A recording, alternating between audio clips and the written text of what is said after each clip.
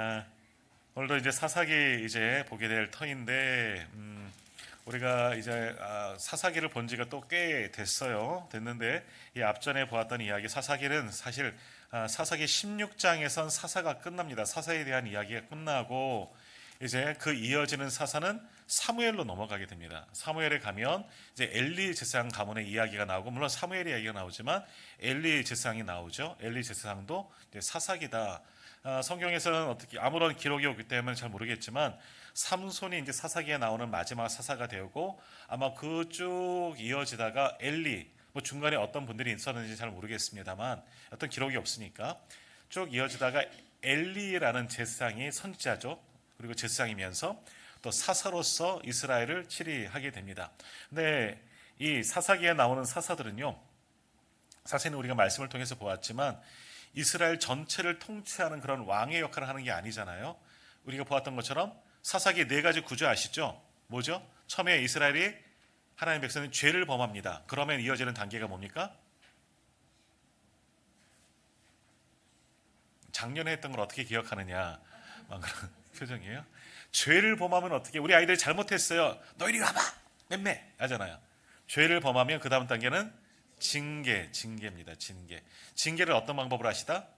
이방 민족, 다른 민족들이 쳐들어와서 괴롭히는 겁니다. 그러면 못 살겠다, 못 살겠어요. 그럼 어떻게 해요? 회개하잖아요. 부르짖음이라고 표현하죠. 사사기에서는 하나님께 부르짖습니다. 하나님께 회개합니다. 그러면 그 다음 단계가 뭡니까? 하나님께서 그들을 불쌍히 여기셔서 구원해 주셔요. 누구를 통해서? 사사를 통해서 구원해 주시는 거. 이게 사사기의 순환의 구조잖아요.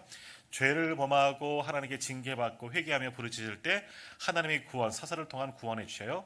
그러다가 사사가 사는 동안에는 말 잘 듣고 순종하다가 또 사사가 죽으면 죄를 짓고 징계받고 회개하고 사사 구원받고, 이게 계속해서 사사기에서 굴러 왔어요. 그게 지금까지도 이어지고 있다라고 말씀드렸고요.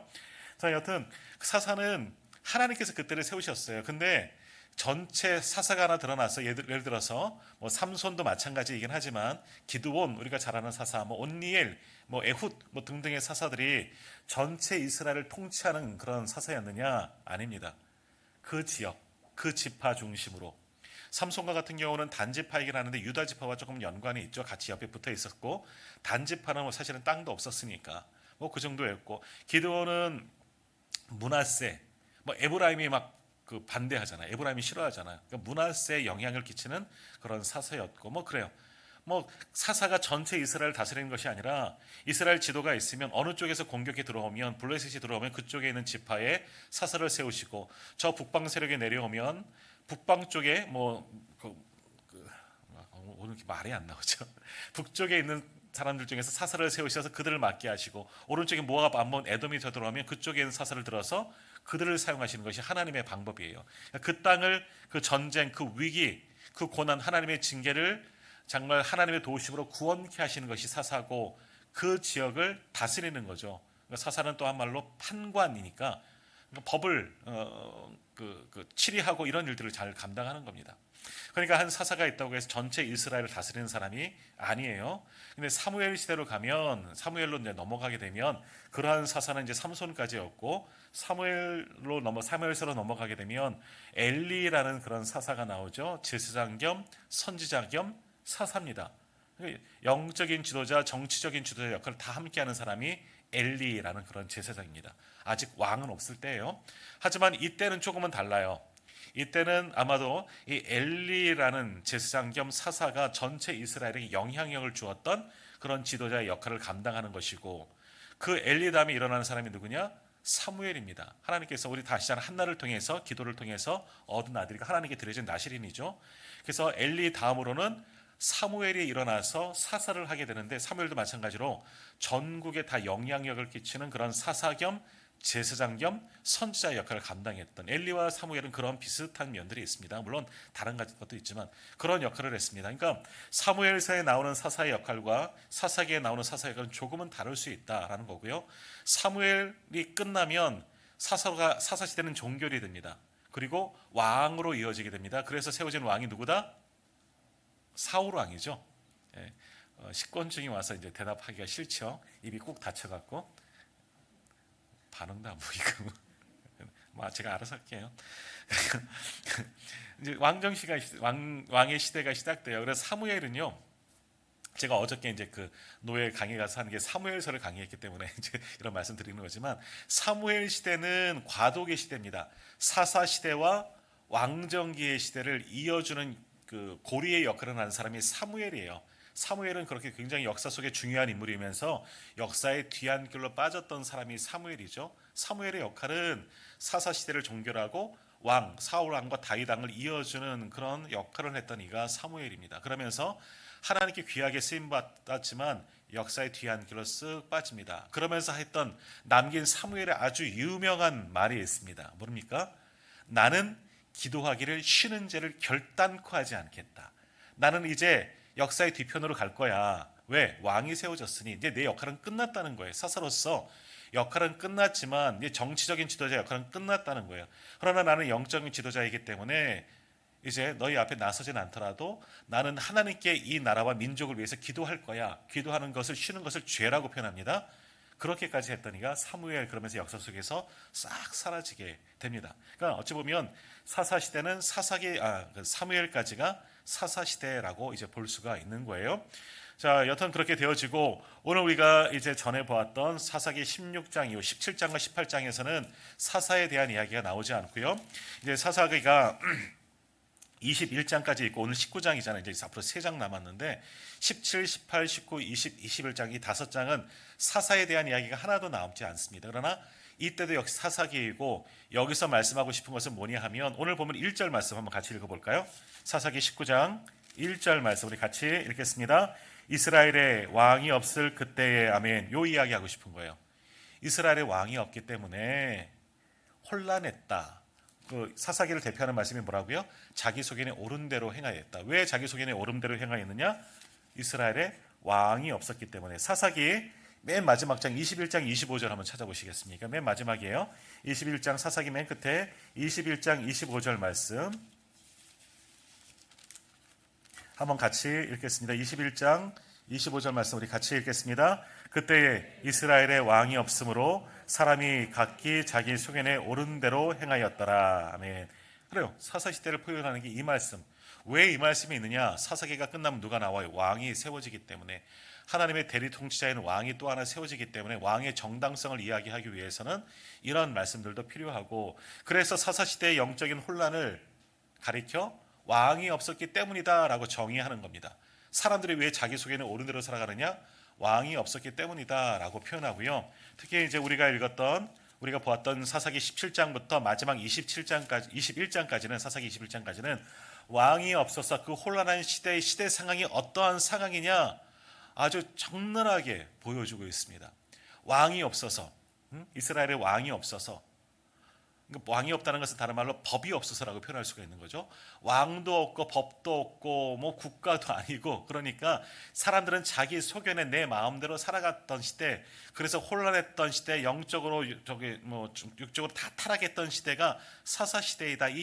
그 처절함을 보여주는 것이 17장 이하의 말씀, 사사기의 모든 말씀들이다라는 겁니다. 그래서 사사기 17장에는 누구에 대한 이야기를 했느냐? 미가 집안의 이야기를 했어요. 미가네 집에 기억나시죠? 미가가 엄마 돈 훔쳐놓고 시집이 뚝 떼고 있는데 엄마는 저주하죠. 어떤 놈이 내 돈 가져갔느냐? 엄청난 돈을 가져갔어요. 그럼 대대손손이 아주 그냥 저주를 받을지다. 뭐 그 집에서 나오는 사람들은 다 병자가 되고 어쩌고 저쩌고 하면서 온갖 저주를 매일마다 퍼붓는 거죠. 그러니까 미가가 찔림이 오니까 엄마, 사실 내가 엄마가 돈 가져갔어요. 그리고 엄마에게 다시 돈 드려요. 그랬더니 엄마가 또 뉘우치고, 그럼 내 자식, 내 후손들이 또 그런 저주 받을까봐 언제 그래 나는 듯이 싹 네가 복 받을지어다, 네가 복 있는 사람이다 하면서 또 그 집안에 이제 우상을 만들기 시작하는 이야기. 그래서 미간의 집에 개인 신전, 아침에 신전이라는 말이 생각이 안 나는데 개인 예배의 처소를 만드는 거예요. 그들은 그것이 하나님께 예배하는 방법인 걸 알고 방법이라 생각했지만 하나님이 원하시는 제단이 아닌 거죠. 그리고 함부로 하나님께서 정하신 처소에서 예배 드려야 하는데 그러지 못했거든요. 성막이 있는 존재했고 아마 성막을 지키는 제사장들이 있었을 겁니다. 말씀에는 나오진 않지만, 그러나 자기 개인 예배당을 만든 거예요. 그래놓고 에봇을 하나 만들었고 제사장처럼 자기가 그렇게 제사장, 아들 중에 하나를 제사장으로 세웠던 그 미간의 집에 있었고, 근데 그 미간의 한 가정만이 아니라 그 가정에 누가 들이닥칩니까? 단지파 사람들이 온 것을 봅니다. 왜? 단지파는 땅이 없어요. 땅이 없는 게 아니라 하나님이 주셨는데 지들이 차지하지 못한 거죠. 겁 많고 이 블레셋과 싸워서 질 것 같으니까 자기네 땅을 차지하지 못하고 땅 찾아 헤매다가 사사기가 끝나가는데 사사시대가 끝나가는데도 땅이 분배받지 못한 겁니다. 아니 분배받은 땅을 차지하지 못한 거죠. 그래서 어떡합니까? 아시는 것처럼 블레셋에서 나와 그 지경에서 나와서 소라 뭐 이런 데죠. 저 북쪽으로 이동해서 저 북쪽 끝에 라이스라는 곳을 취해서 단이라고 명령하고 그곳에 정착해서 사는 이야기가 나오는데 그 가는 과정에서 어떤 일이 나옵니까? 미간의 집에 들어가서 미간의 집에 있던 제사장 하나를 데리고 와서 이제 그 아시죠? 레위 사람 제사장 가지고 와서 자기 지파의 제사장으로 삼았다 하는 그런 이야기. 그러니까 17장, 18장 그 이야기가 나오는데 뭐냐? 사람들이 자기 소견에 옳은 대로 살아가는 모습이 나옵니다. 미가라는 사람도 그 가정도 하나님의 뜻을 거스리고 하나님이 원치 않은 제단을 만들어 놓고 우상을 만들어 놓고 그것이 하나님인 양 예배하고 하나님의 방법, 레위 후손들, 아론의 후손들이 제사장의 직분을 감당함에도 불구하고 레위 사람 중 아무나 처음에는 자기 아들 중에서 아무나 레위 사람이 왔으니까 레위 사람 아무나 제사장으로 삼고 하나님께 예배하는 것 같지만 자기를 위한 예배예요. 하나님께 드려지는 예배가 아니라 내 마음대로 이렇게 해놓고 내가 하나님께서 복 주시겠지 했던 시대가 사사기다 하는 것을 보여주고 단지파는 완전 도적대죠. 남의 집에 들어가서 그거 다 훔쳐가지고 너 우리 집 한 지파의 제사장 될래? 한 가문의 제사장 될래? 그래서 미갈의 집에 있던 제사장을 데리고 단 지파의 사람으로 데리고 저 북쪽까지 가던 이야기. 그만큼 사사시대 시대상이 이렇게 지 마음대로 살아가는 세상이었다 하는 것을 보여줍니다. 근데 이 정도는 좀 괜찮은 거예요. 17장 18장에 나오는 미간의 집 이야기나 단지파의 이야기는 그나마 괜찮아요. 한편으로는 조금 좋게 해석해 보려면 그래도 미가라는 사람도 하나님 앞에 그래도 살아보려고 예배 드리려고 이랬던 열심된 부분이 있다. 우리 좋은 거 찾아보려면 그런 거 얘기할 수 있고요. 단지파 같은 경우도 비록 이 분배받은 땅, 이 블레셋 지경이죠. 그 땅은 취하여지 못하였지만 하나님이 또 다른 땅을 주실 거라는 소망을 품고 그 땅을 찾아 정복했던 이야기. 그러니까 하나님에 대한 어떤 믿음, 여호와 신앙은 그래도 남겨져 있던 때가 17장 18절이다라고 볼 수 있어요. 근데 이제 오늘부터 보게 될 19장은 이것들은 하나님의 사람들이 아니요. 이상한 것들이에요. 그래서 아주 이런 일들이 어떻게 일어날 수 있을까? 성경엔 이런 것들을 이런 이야기들을 왜 기록했을까? 이 부끄럽고 난잡하고 정말 잔인하고 그리고 추악스럽고 정말 역사 속에서 좀 빼버렸으면 할 이런 이야기들을 기록했어요. 근데 그렇게 한 이유가 뭐냐? 아까 보았던 사사기 맨 마지막에 있는 말씀처럼 그때의 왕이 없으므로 사람들은 자기 소견에 옳은 대로 살아갔던 시대를 정말 낱낱이 보여주는 거예요. 하나도 가감 없이 다 보여주는 것이 19장, 20장, 21장의 말씀이다라는 겁니다. 자, 그런데 한번 질문 드릴게요. 이스라엘의 왕이 없었기 때문에 사람들은 자기 소견에 옳은 대로 살았다 말씀하지만 여러 번 사사기를 통해서 말씀드렸습니다. 이스라엘의 왕이 없었느냐? 없었습니까? 한번 싸워보자는 거죠. 이스라엘의 왕이 없었습니까? 네, 실제적으로는 없었어요. 그런데 진짜 왕은 누구시죠? 하나님이에요. 이스라엘은 왕이 필요 없는 나라예요. 이스라엘 사무엘로 넘어가면 사무엘 8장에 하나님께 왕을 세워달라고 요구합니다. 세워달라고 하는 이유 중에 하나가 뭐냐면 우리도 다른 나라처럼 왕이 있었으면 좋겠습니다. 왕이 다스린 나라가 되었으면 좋겠습니다. 왕에 대한 매력에 축 빠져요. 왕이 있으면 사람들이 왕을 중심으로 하나로 모여지게 되고 강력한 군사와 법이 있기 때문에 사람들이 잘못된 길로 가지 않고 왕을 중심으로 그 나라가 국권에 설 수 있고 왕이 있다는 것은 어느 정도 군사력도 있기 때문에 우리나라의 지경, 우리를 안전하게 보호해 줄 것이다 하는 그런 매력적인 면이 있거든요. 그래서 왕을 세워달라고 해요. 그리고 사실은 하나님께서 왕의 제도를 이미 먼저 주셨어요. 신명기를 통해서 왕의 제도를 주셨기 때문에 왕을 요구하는 거예요. 눈에 보여지는 말, 왕. 그런데 이스라엘의 왕은 하나님이십니다. 이스라엘은 왕정 국가가 아니고 신정 국가입니다. 뭐예요? 이스라엘은 하나님께서 통치하는 나라라는 거예요. 다른 나라들은 왕정 국가예요. 왕이 통치하는 나라예요. 대표적인 나라가 애굽. 이스라엘 백성들이 너무나 경험했던 애굽은 왕정 국가죠. 근데 왕이 곧 신이에요. 왕정국가 신정국가가 합쳐서 왕이 곧 바로죠. 바로가 신입니다. 바로가 신이에요. 신. 자기가 신인 줄 알아요. 사람들을 그렇게 신을처럼 높이는 거죠. 그러니까 그런 피라미드 만들고 거기서 영원히 살 것처럼 그렇게 기대하면서 만들었던 거죠. 그런 나라예요. 다른 나라들은 왕이 있어요. 왕의 권력을 가지고 백성들을 누르고 뭐 그렇게 살아가요. 그러나 이스라엘은 그렇지 않습니다. 왕이 있을 필요가 없어요. 왜? 신정 국가이기 때문에 왕정이 아니라 신정, 하나님이 통치하는 나라예요. 그래서 사사 시대가 그 신정 국가인 것을 보여준 거죠. 사사 아까 말씀드린 것처럼 왕이 없던 때 왕이 필요 없으니까 하나님이 왕이시기 때문에 그러나 필요할 때 사람을 통해서 역사하시기 때문에 필요할 때마다 사람을 세우신 겁니다. 그들이 사사거든요. 사사를 통해서 나라가 위기가 생겼을 때 구원케 하는 일을 전쟁에서 승리하는 장군의 역할을 감당하고 평안할 때는 그런 세운 사사를 통해서 백성들을 가르치고 하나님의 말씀대로 따르게 했던 사람들 필요할 때 하나님이 세우시면 되지 왕이 필요 없어요. 신정국가이기 때문에 하나님의 국가예요. 하나님의 나라예요. 그런데 그게 백성들의 사람들의 마음에는 썩 좋지가 않은 거죠. 하나님이 왕이신 걸 인정은 하죠. 하나님이 왕이시면 좋죠. 다 해주고 지켜주고 때때로 좋은 것 때때로 안전하게도 해주시지만 그런데도 사람들은 만족하지 못합니다. 왜? 옆에 나라들 보니까 와, 저 멋진 말 타고 다니는 왕들 보고 보니까 너무 멋있는 거예요. 우리도 왕이 있었으면. 사실 왕이 있으면은요 백성들은 노예입니다. 노예. 왕의 종인 거나 마찬가지예요. 왕 마음대로 하잖아요. 그런데도 그것을 동경합니다. 왜 그럴까? 우리는 노예 근성이 남아있기 때문에. 이스라엘은 노예 근성이 남아있는 사람들이에요. 애굽에서 400년 종살이 했잖아요. 그러니까 누군가의 지배를 해줬으면 좋겠는데 보이지 않는 하나님보다는 눈에 보이는 매력적인 왕이 있었으면 좋겠는 거예요. 그래서 끊임없이 왕을 달라 요구하는 겁니다. 그래서 눈에 보이는 사울 왕이 세워지게 된 거죠. 그러나 그 전에 어떤 이 사사 시대는 왕이 없던 시대, 하나님을 왕으로 섬기기 싫어요 하는 거예요. 왕이 없던 시대가 아니라 하나님 신정 국가이기 때문에 하나님이 왕이신데 하나님의 통치를 거부하는 겁니다. 그러니 다시 말하면 왕이 없던 시기가 아니라 왕이 없을 때가 아니라 하나님을 거부할 때에라고 표현하는 것이 어찌 보면 좀 더 좋은 표현이라 할 수가 있는 거죠. 사사시대 오늘 19장 1절 보면 이스라엘의 왕이 없을 때가 아니라 이스라엘이 하나님을 거부할 때에라고 보면 됩니다. 그럴 때 어떻게 하느냐? 하나님이 없으니까 하나님을 안 계시다고 생각하니까 하나님이 필요 없으니까 하나님을 두려워하지 않는 겁니다. 그러니 어떻게 됩니까? 내 마음껏 살아가는 거죠. 그러니까 그것을 가리켜 뭐라고 하느냐? 자기 소견에 옳은 대로 살아갔다라고 표현하는 겁니다. 이거 굉장히 무서운 말이에요. 자기 소견에 옳은 대로 살아가는 것은 하나님을 두려워하지 않은 거예요. 시편 기자의 말씀처럼 하나님이 없다 하는도다. 하나님이 없다고 하니까 두렵지도 않고 죄를 범하지만 두렵지 않아요. 우리들은 죄를 범하면 우리들의 양심, 하나님의 성품이 남아져 있기 때문에 죄책감이 들어요.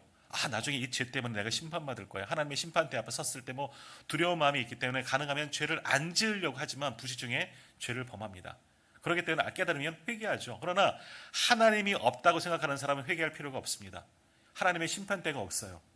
그러니까 죽을 때까지 두려워하지 않습니다. 마음대로 살아가는 거예요. 그게 자기 옳은 대로 살아가는 시대의 사람들의 모습인 겁니다. 그것이 이제 19장부터 이제 또 이어지게 되는데, 자, 이때 어떠한 일들이 있느냐 이제 말씀으로 돌아가면은요. 다시 한번 1절을 한번 보겠습니다. 제가 한번 읽을게요. 이스라엘의 왕이 없을 그때에 에브라임 산지 구석에 거류하는 어떤 레위 사람이 유다 베들레헴에서 첩을 맞이하였더니 이제 이 스토리를 이어갈 레위 사람이 하나가 딱 등장하게 됩니다. 레위 지파. 근데 레위 지파라는 말을 잘 안 하죠. 요즘에 이제 찬양팀 가운데 레위 지파라고 표현합니다. 그러니까 하나님께 우리는 예배하는 사람들이다라고 그렇게 표현하는데 레위 지파라는 말은 잘 안 쓰고요. 레위 사람, 레위인이라고 보통 많이 씁니다. 여기도 레위 사람이라고 나오죠. 한 사람을 가리켜 말하는 거지만 레위 사람들은요. 하나님께서 땅을 분배해 주지 않으셨습니다. 왜?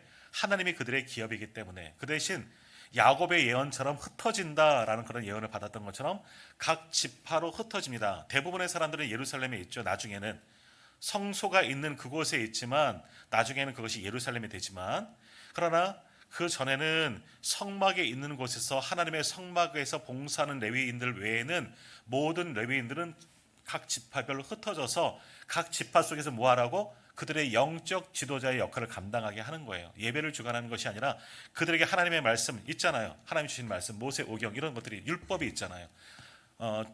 십계명을 비롯한 여러 가지 율법을 받았기 때문에 그 말씀을 가르치고 하나님의 백성답게 살아가도록 하나님의 뜻을 선포하도록 레위인들을 각 지파마다 흩어져서 살았다는 거예요. 미간의 집에 있던 레위인도 마찬가지입니다.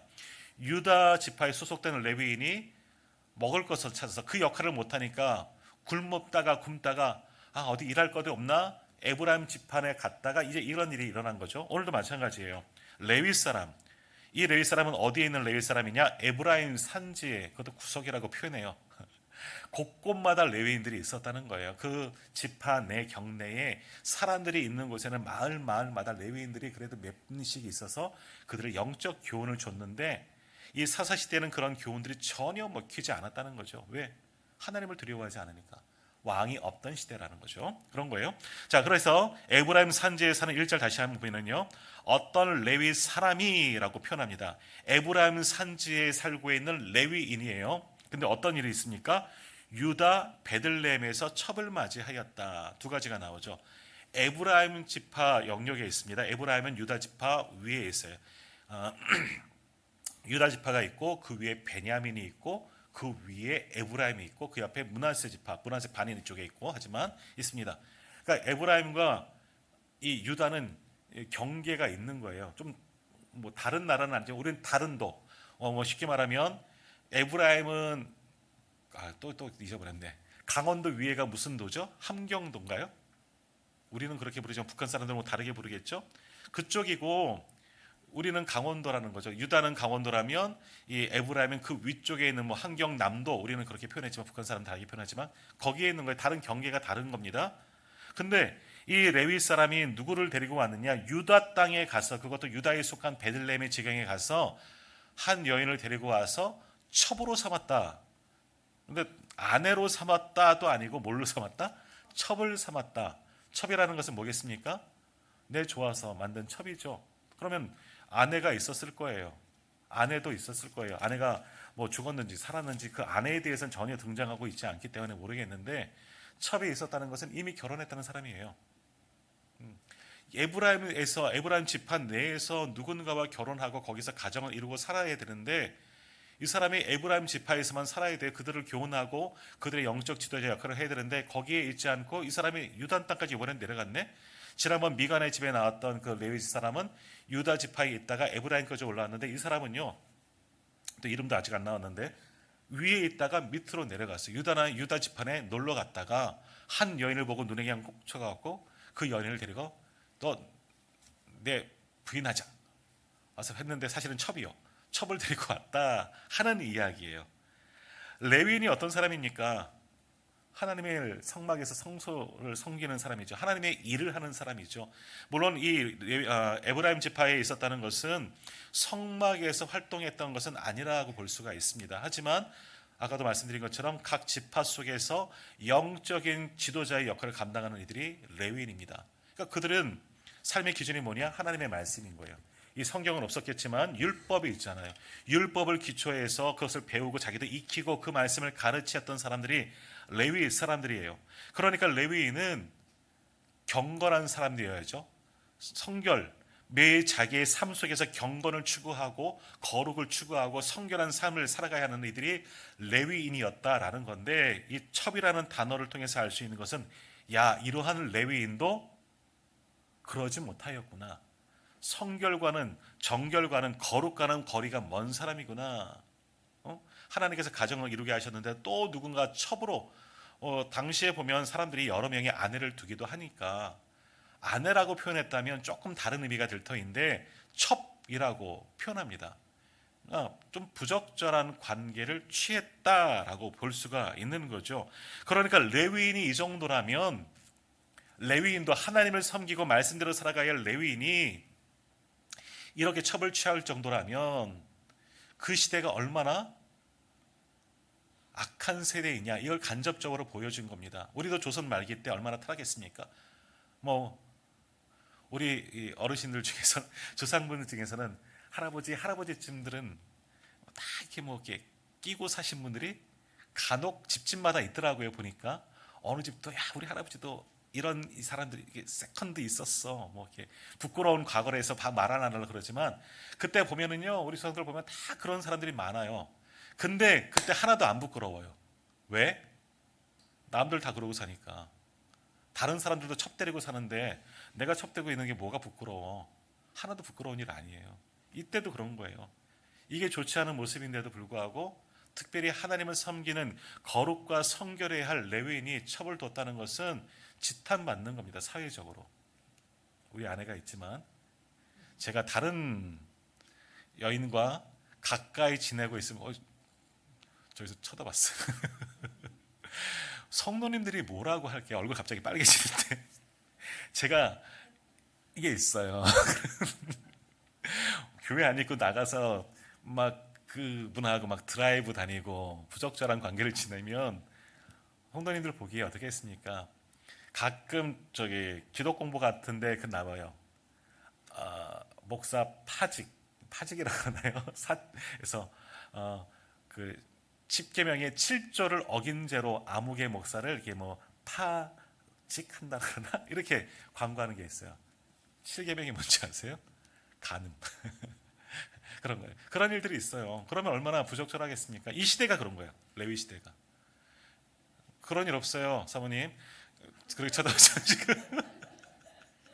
갑자기 막 이렇게 화살이 나는 것 같아갖고 없어요. 저 없어요 아무도. 네, 이렇게 의심을 하시면 어떻게 것 같아요. 눈물 나. 그래서 근데 한 페이지가 아직도 안 넘어갔네. 이 레위 사람이 그런 거예요. 그러니까 이 모습만 봐도 1절만 봐도 이 시대 사람 영적인 지도자의 모습이 이렇게 타락했구나. 사무엘의 아버지가 사무엘 시대 보면 사무엘의 아버지가 2명의 아내를 두었다 그러지 한나 외에 또 첩을 뒀다 얘기하잖아요. 이거랑은 좀 다른 개념의 이야기입니다. 이건 부적절한 관계예요. 걷다 어떤 딴집 하나 차려놓고 그 집 가서 사는 거예요. 야곱도 4명의 아내가 있었지 4명의 첩을 두었다고. 비라와 실발은 하인들이기 때문에 첩처럼 여기지만 아니에요. 아내들이라고 표현하거든요. 마찬가지입니다. 여기도. 근데 이 사람은요 레위인으로서 하나님을 두렵지 않은 거예요. 누구보다도 하나님을 두려워하고 섬기고 가르쳐야 할 사람이 전혀 부끄럽지 않아요. 왜? 다 그러고 살거든요. 다 그러고 살아요. 시대상이 그래요. 다 그러고 사는데 다 그러고 사는데 목사님이 죄송해요. 여기 계신 분들 다 그렇게 살아요. 근데 목사님이 첩뒀다고 흉 아니에요. 그죠? 그럴 수 있겠죠. 그런 시대가 이 시대라는 거예요.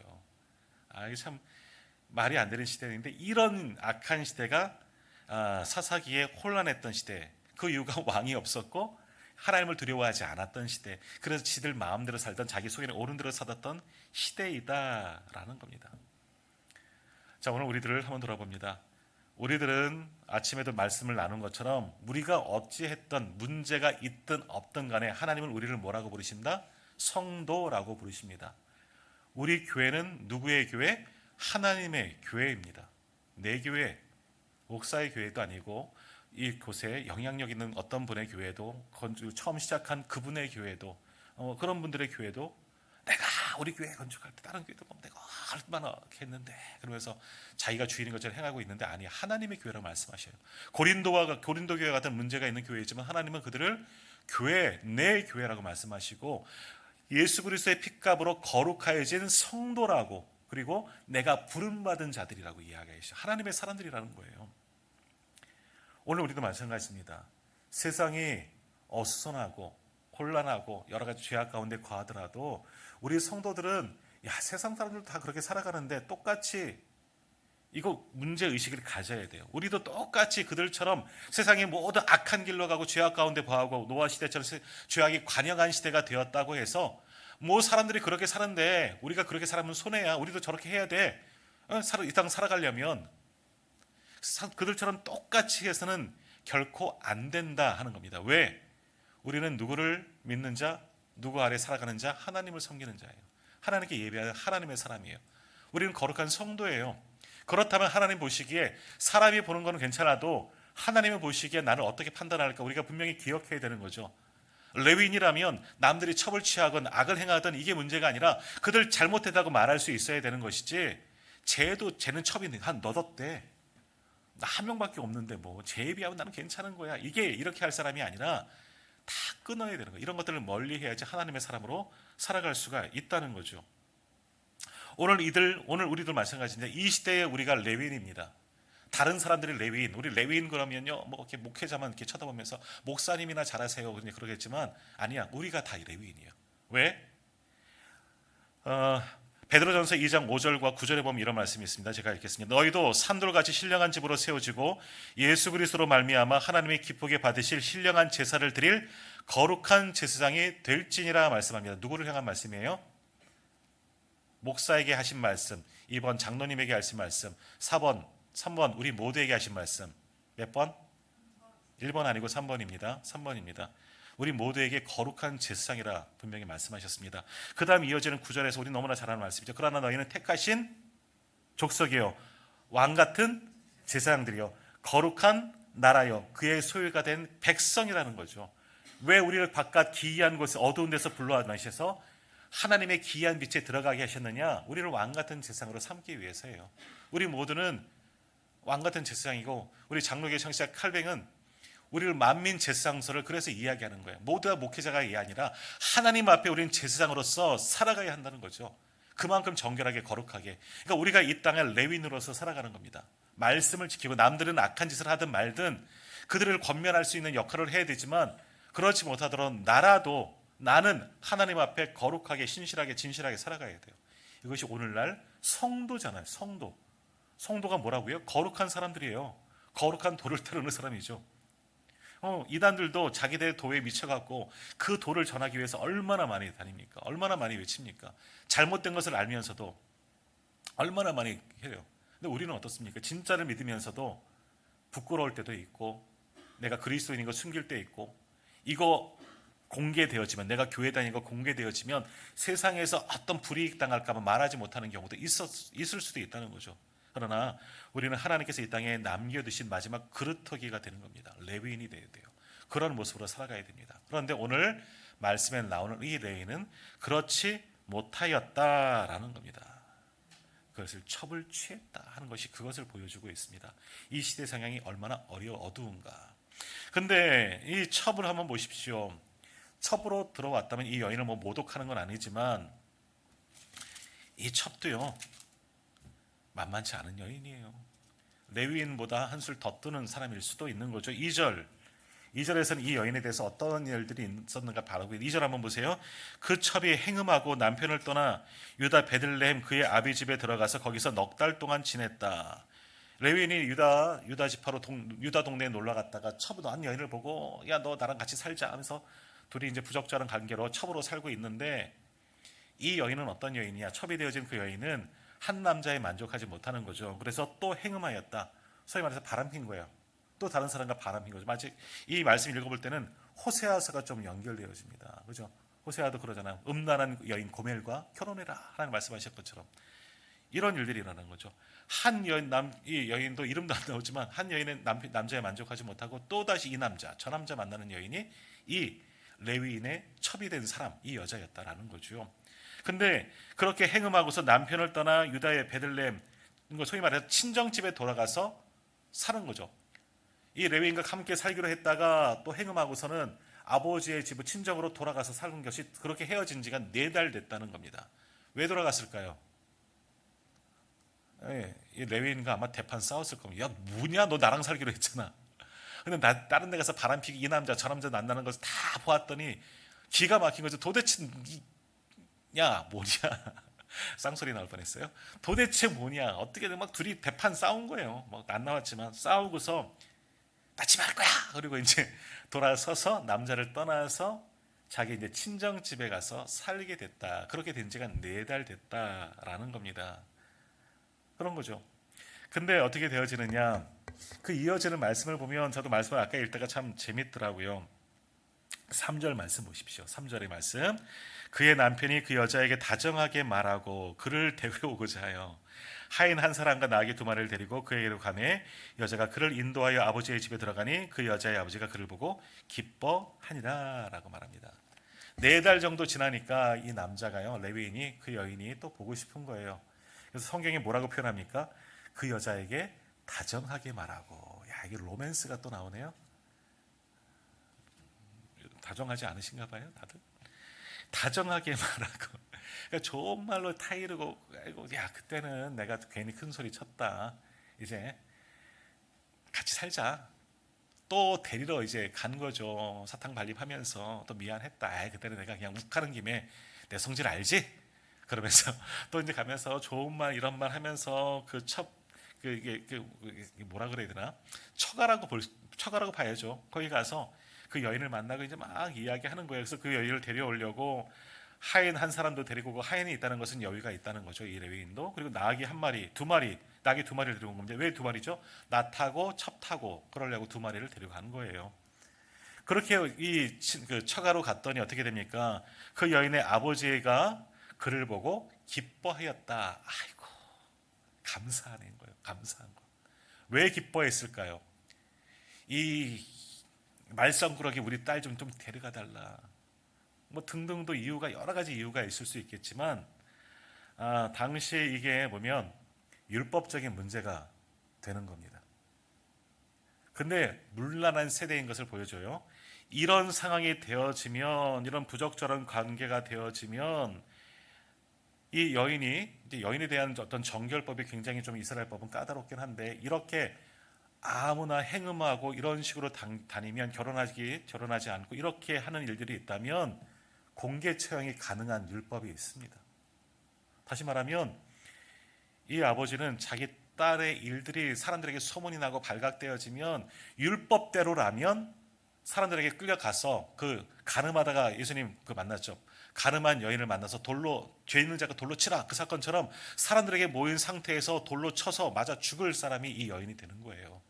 그런 짓을 한 거예요. 율법을 어긴 거죠. 근데 그런 일을 안 당했습니다. 그렇다는 것은 당시에 이와 같은 여인들, 남자들이 수두룩 빽빽 했다는 거죠.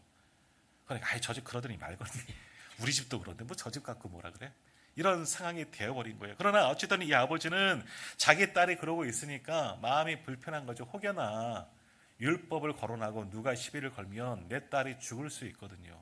그걸 바라는, 아무리 자기 자식이 잘못된 길로 갔다고 해서 그것을 바라는 부모는 어디 있겠습니까?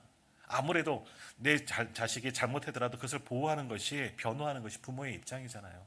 그런 거죠. 그런 차에 불안한 거죠. 어떻게 될까봐, 내 딸이 어떻게 될까봐. 그리고 어떤 사람 만나서 좀 사는 것 같처럼, 레위인 만났다니까, 아이고 괜찮은 사람 만났네, 잘 만났네. 너 거기서 잘 지내다가 정실부일 되라? 뭐 이런 얘기 할 수도 있잖아요. 좀 과했나요? 그럴 수 있는데, 이게 또 바람 피고 이 남자 저 남자 만드다가 이제 싸우고 대판 싸우고 집에 왔으니 친정 아버지가 마음이 속히 좋지 않은 거예요. 그런 와중에 레위인이 이 여인을 데리고 온 거예요. 야, 이런 불결하고 흠이 있는 사람을 또 좋다고, 아까 3절 시작할 때 뭐라고요? 그 여자에게 다정하게 말한다. 다정한 모습으로 이렇게 온 거예요. 야, 우리 사회, 레위인 사회는 괜찮네. 이렇게 오는 거죠. 그런 상황이 오늘 본문의 말씀인 거죠. 아이고, 그러니까 여기서 잘 이렇게 추슬려서 둘이 살게 만면 우리 딸 안 죽을 수 있겠구나. 괜찮겠구나. 어떻게든 잘 이렇게 마무리 짓게 하자. 아버지로서는 기뻐할 수밖에 없는 거죠.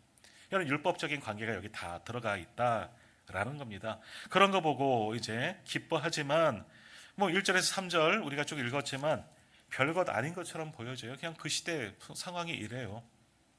근데 그 내막을 쏙쏙들이 들여다보았더니 한 절 한 절이 뭐예요? 다 하나님을 떠나 자기 속에는 옳은 시대의 사람들의 모습이 되어지는 거죠. 레위인도, 하나님을 섬겨할 레위인도 하나님의 법을 떠나 지 마음대로 살아가고 첩을 두는 그런 일들도 생겨지게 되고, 자기가 살아야 할 이 에브라임 산지를 버리고 유다 지파에 괜히 거기까지 왜 가요? 당신은 이동 안 합니다. 요즘처럼 뭐 다른 데 구경 가고 그런 일 없어요. 그런 일들을 벌어지고, 이 절에 나오는 이 첩도요. 한 사람을 어찌됐든 뭐 부적절하게 만났지만, 유부남을 만났지만, 그러나 어찌됐든 됐으면 그 남자를만 바라보고 살든지, 그러지만 또 행음하고 바람피고 지가 하고 싶은 대로 다 살아가는 그런 이 여인도 보게 되고, 또 3절에 보았더니 그런 여인 잊지 못하고 또 기억나서 삼손이 그 여자 좋아해서 또 드릴라를 또 데려오고 어쩌고 저쩌고 한 것처럼 이 레위인도 또 거기 찾아가서, 끊어졌으면 레위인으로 정신 차리고 하나님께서 끊게 하셨다라고 생각할 수도 있는데, 다시 그 여인 보고 싶어서 다정하게 찾아가고, 그래서 그 가정에 들어가는 이야기, 야, 이 한 절 한 절이요, 정말 사사시대가 이렇게 타락했구나. 그런데 이거를 아무도 인식하지 못하고 있습니다. 우리가 잘못 살고 있구나. 그 이유가 뭐라고요? 그때의 왕이 없으므로 사람들이 자기 속에는 옳은 대로 살아갔더라. 조금 더 의역하겠습니다. 그때에 사람들이 하나님을 믿지 않으므로 하나님을 두려워하지 않기에 자기 하고 싶은 대로 살아갔던 시대가 사사시대의 모습이다라는 겁니다. 오늘 15절까지 봐야 되는데 시간이 많이 지나가서 여기까지만 이제 보도록 하겠습니다. 오늘 우리 시대에 조금 전에도 말씀 나눴지만 우리는 하나님의 성도입니다. 하나님께서 세우신 성도예요. 하나님께서 우리를 인정했어요. 그러면 우리가 이 시대의 거룩한 성도로 살아가야 하는 거죠. 그것이 청지기 사명을 감당한 우리들의 모습인 겁니다. 청지기는 하나님의 사람들은 그저 주일날 예배하고 또 주일날 여러 가지로 봉사하고 이렇게 하는 것만이 하나님의 사람들 성도의 모습이 아니라 나의 모든 삶, 우리는 주일 한번 예배드리지만 남겨진 6일은 삶의 자리, 우리 가정과 내 일터와 나의 삶의 모든 자리에서 살아가지만 거기에서도 동일하게 살아가는 것이 성도예요. 주일만 성도가 아니라 주일만 성도하세요? 썬데이 크리스찬이라고 그러잖아요. 그런 것이 아니라 매일매일 에브리데이 매일매일 삶이 성도로 살아가는 것이 참된 성도입니다. 그것이 하나님의 사람의 모습인 거죠. 하나님은 그런 사람들을 기대하시고 그런 사람들에게 소망을 주시는 겁니다. 그런 사람들을 향하여서 교회라고 일컫는 거죠. 오늘 우리는 하나님의 성도입니다. 오늘 하루만이 아니라 내일도 모레도 수요일도 금요일 목요일도 금요일도 토요일도 다음 주 돌아오는 그날까지 우리는 성도로서 한 주간을 살아가야 하는 거예요. 그러면 세상에서 사람들이 가는 길이 아니라 그 속에서 잘못된 것은 잘못됐다 말할 수 있어야 하고 또 우리 주변에 가까운 사람들이라면 권면하여서 너 그렇게 하면 안 된다. 하나님께 돌아가자. 그게 전도겠죠. 복음을 전해야 하는 것이고 그 전에 내가 먼저 하나님 보시기에 부끄럽지 않은 모습으로 살아가야 한다는 거죠. 인식하지 못하고 있다면 한 주 동안 또 교회 문 밖을 나가면서 다 잊어버리고 내가 한 주간 다음 주에 다시 돌아왔더니 세상 사람들과 조금 더 달라진 것, 다 다른 부분이 보이지 않는다면 정말 이건 성도라고 부르기 부끄러운 모습이 될 수밖에 없다는 겁니다. 오늘 우리가 이 시대에 왕이 없는 시대가 아니라 하나님 왕이신 하나님의 계심을 온전히 기억하고 하나님의 백성답게 이 땅에 남겨진 성도답게 그렇게 살아갈 수 있는 저와 우리 성도님들 되시기를 주님의 이름으로 축복합니다. 기도하겠습니다.